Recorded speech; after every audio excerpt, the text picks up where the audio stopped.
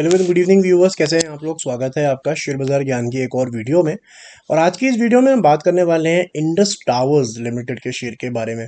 Indus towers के results आए दिसंबर के क्वार्टर के, और बहुत ही बेहतरीन रिजल्ट्स हैं। इनफैक्ट इंडस टावर एक मिड कैप कंपनी है, और इनका जो मेजॉरिटी का काम है that is only to fix towers for telecom sector के लिए। Vodafone Idea, Jio, Bharti Airtel, सारे इनके क्लाइंट्स हैं, और ये टावर्स जो हैं वो लगाते हैं।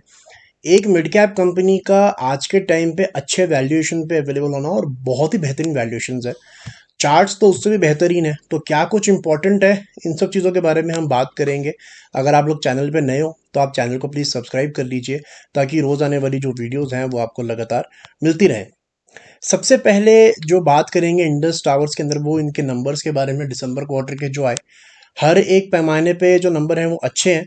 अगर आप कंपेयर करोगे इसको ईयर ऑन ईयर, दिसंबर 2022 से दिसंबर 2023, तो जो प्रॉफिट इनका जो सेल्स है वो 6,765 करोड़ से बढ़ के लगभग 7100 करोड़ के करीब आया है। प्रॉफिट तो बहुत ज़्यादा बढ़ के आया, बिकॉज उस टाइम पे कंपनी ऑपरेशनली तो जो थी वो प्रॉफिटेबल थी, लेकिन अदर इनकम काटने के बाद में, डिप्रिसिएशन काटने के बाद में, कंपनी बॉटम लाइन इनका नेगेटिव में था, -700 करोड़। उससे जो है कंपनी प्रॉफिट पर लौटी है। 1540 करोड़ का प्रॉफिट जो है वो शो किया है। मार्जिन्स अगर आप देखोगे, 17% से बढ़ के 50% के मार्जिन्स। और जहाँ तक इनकी रिकवरी का सवाल, इनका बहुत पैसा जो है वो अटका हुआ था वोडाफोन आइडिया के साथ में, तो वो काफ़ी पैसा इनके पास वापस आया है। तो काफ़ी कुछ जो है इसके अंदर में अच्छा अट्रैक्टिव लग रहा है इन लेवल्स के ऊपर में। बिकॉज अगर आप इस टाइम पे स्टॉक का प्राइस टू अर्निंग रेशो देखोगे तो 11.1 का प्राइस टू अर्निंग रेशो है, और पिछले 10 सालों का इसका एवरेज पी मल्टीपल देखोगे तो 20 का है, राइट। और पिछले 5 साल का अगर हम देखेंगे तो 14 का है। सो उस मुकाबले भी एक सस्ते वैल्यूएशन पे ये ट्रेड करता है इंडस टावर का शेयर, और ये आज 6% बढ़ गया है, उसके बाद में ये हाल है, right. So I think Indus tower at this moment एक बहुत ही बेहतरीन मिड कैप शेयर है। और जो रैली हमने देखा है, पूरा स्मॉल कैप और मिड कैप का जो रैली हुआ है, उसके अंदर में इसने ज़्यादा जो है परफॉर्म नहीं किया है।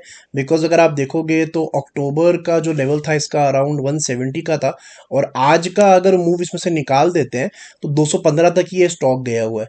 तो 40-45 रुपये चला है, that is like around 10-15-20%, right. तो वो भी एक चीज़ इसके अंदर में है।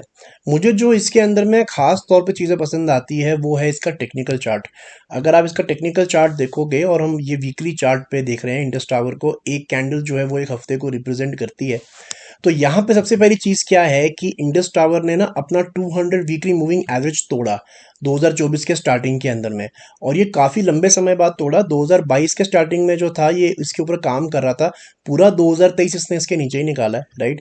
लेकिन इससे भी ज़्यादा इंपॉर्टेंट चीज़ क्या है ना, कि जब भी कोई शेयर ऐसे अपना 200 वीकली मूविंग एवरेज या फिर कोई भी रेजिस्टेंस तोड़ता है, तो उसके बाद में वो क्या करता है, दैट इज़ मोर इम्पॉर्टेंट। अब हमारे को क्या नज़र आता है यहाँ पे, अगले 2 हफ्ते यहाँ पे दो छोटी छोटी रेड कैंडल्स बनती हैं, लेकिन वो रेड कैंडल्स में इतना जोर नहीं होता कि वो नीचे की तरफ में दोबारा से ये 200 वीकली मूविंग एवरेज का लेवल जो है वो तोड़ सके। और ये हफ्ता, this is the most important, because ये हफ्ते ने क्या दिखाया है कि ये जो सेलिंग हमारे को दिखी थी ना 2 हफ्ते की, ये इसने पूरी कंज्यूम कर ली है। तो यहाँ पे इसने जो रेजिस्टेंस निकाला है पिछले 2 हफ्ते का, दैट इज अराउंड 223-224। जैसे मैंने आपको बताया कि ये वीकली कैंडल है, तो एक कैंडल को पूरा होने में एक हफ्ता लगता है, तो अभी हफ्ता पूरा नहीं हुआ है, अभी भी एक दिन बचा हुआ है, बिकॉज आई थिंक फ्राइडे को छुट्टी है 26 जनवरी की। तो एक ही दिन बचा हुआ है। तो अगर कल ये 223 के ऊपर सस्टेन हो जाता है, क्योंकि कल मंथली एक्सपायरी भी है, मार्केट में थोड़ा प्रेशर भी आ सकता है, बट नेवरदलेस अगर ये 223 के ऊपर में जो है कल बंद हो जाता है, तो एक बड़ा ब्रेकआउट होगा।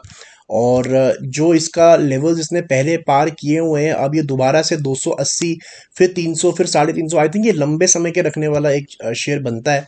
And I am also looking forward to this trend line over here. अगर आप देखोगे ना, 2017-2018 से लेके इसने एक जो फॉल दिखाया है ऊपरी लेवल से, बिकॉज कंपनी के फंडामेंटल्स में कभी दिक्कत नहीं थी, लेकिन कंपनी को पैसा नहीं मिलता था। इनके डेट्स बहुत ज़्यादा इकट्ठे हो रखे थे, पैसा इनको क्विकली मिलता नहीं है इस साइकिल के अंदर में। तो वो कहीं ना कहीं चेंज हो रहा है। सो आई कैन क्लियरली सी कि अगर ये 240 के ऊपर निकलता है ना, तो ये लगभग पिछले 7 साल का एक ब्रेकआउट आएगा, बिकॉज लास्ट 2017-2018 के अंदर में ये इन लेवल्स के ऊपर में था, और ये ट्रेंड लाइन तब से बरकरार रखी हुई है। So this could be a big breakout in the coming time. I think in levels पे भी निवेश करना बनता है, because as I said it is trading at a very cheap valuation and a very attractive valuation. तो दोस्तों ये था मेरा आज का video on Indus towers. I hope आपको लॉजिक और लेवल्स, रिजल्ट्स और वैल्यूएशन जो सब कुछ समझ में आ गया।